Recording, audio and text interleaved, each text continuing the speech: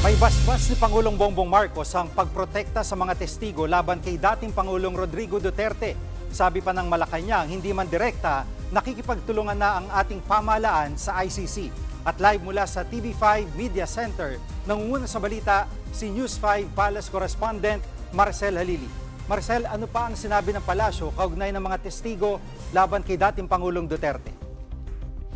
Gigi, malinaw yung sinasabi ng palasyo, kapwa Pilipino ang mga tatayong testigo tungkol dito sa EJK issue o yung kaso na isinampa laban kay dating Pangulong Rodrigo Duterte. At kapag kapwa Pilipino, kailangan daw itong tulungan. Ang sinasabi ni Palace Press Officer Undersecretary Claire Castro, ang sinasabi naman daw ng Commission on Human Rights ay katulad din ng stand ngayon ng gobyerno na kahit na ano pang circumstance nitong testigong ito, mapa-abroad man, mapa dito sa Pilipinas, kailangan silang bigyan ng proteksyon. At ito rin naman daw ang gustong mangyari ng Pangulong Bongbong Marcos, ang masiguro na mabigyan ng hustisya ang sino man na dapat makatanggap ng hustisya. Although sinasabi nga niya na hindi naman direktang nakikipagtulungan ang Malacanang sa International Criminal Court, kahit pa binibigyan o bibigyan ng proteksyon ng Department of Justice ang mga testigong ito. Narito ang pahayag ni Undersecretary Claire Castro.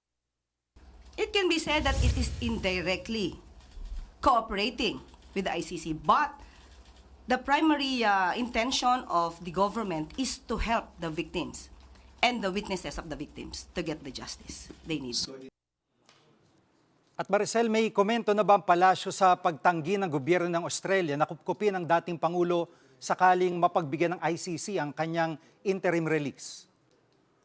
Jiggy, sa ngayon wala pang ibinibigay na komento ang Malacanang tungkol din sa sinasabi na pagtanggi ng pamahalaan ng Australia na tanggapin si dating Pangulong Rodrigo Duterte. Although matatandaan natin na nitong mga nakalipas na araw ay tinatanong din ng Malacanang Palace si Vice President Sara Duterte kung ano bang naging layunin niya sa pagbisita dyan sa Melbourne. Kung personal ba ito o pang-official daw na function ang ginawa dyan ni VP Sara, because if it's official function, obligasyon daw ni VP Sara na magpaliwanag sa taong bayan kung ano yung kanyang mga accomplishments. Maliban dyan, wala nang idinagdag na pahayag pa ang Malacanang sa ngayon. Gigi?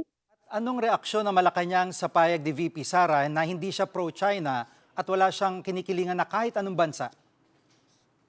Alam mo, ang sagot dyan, Gigi, ni Undersecretary Claire Castro, ang sigurado raw siya, si Pangulong Bongbong Marcos, pro-Philippines. At kapag daw pro-Philippines, malinaw din daw ang posisyon ng Administrasyong Marcos na kahit anong mangyari, wala siyang isusuko na anumang teritoryo ng Pilipinas sa kahit na anong bansa. Narito ang bahagi ng pahayag ni Jose Castro. Ang tunay na Pilipino umaawit ng lupang hinirang na may dangal. Sinasambit ang mga katagang ang mamatay ng dahil sa iyo. Sabi nga po ni Dr. Jose Rizal, ang hindi marunong magmahal sa sariling wika ay masahol pa sa hayop at malansang isda. Paano pa kaya ang isang Pilipino at isang leader na umaming hindi mahal ang kanyang sariling bansa? Ano kaya ang kanilang amoy? Yan pong ulat ni Maricel Halili live mula sa TV5 Media Center.